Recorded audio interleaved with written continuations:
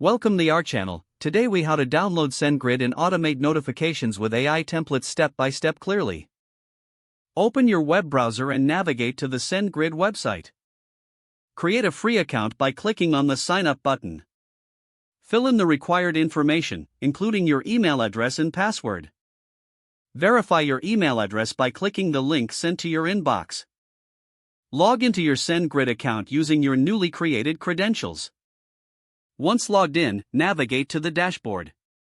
Here, click on the API Keys section in the Settings menu.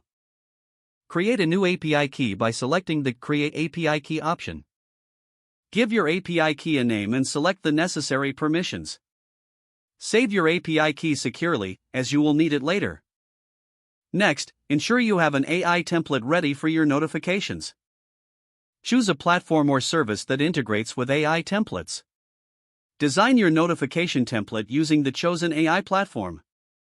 Make sure the template includes all necessary variables and dynamic content. Once complete, export your template in a format compatible with SendGrid. Return to your SendGrid account and navigate to the Templates section. Click on Create Template and then select Transactional.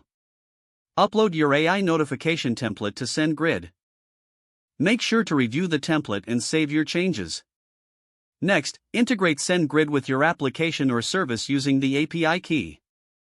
Follow the documentation provided by SendGrid for precise integration steps. Test the integration by sending a sample notification using your template. Ensure that the notification appears as expected in your inbox. If everything looks good, you can now automate your notifications.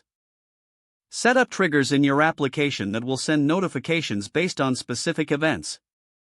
Monitor the performance of your automated notifications through the SendGrid dashboard.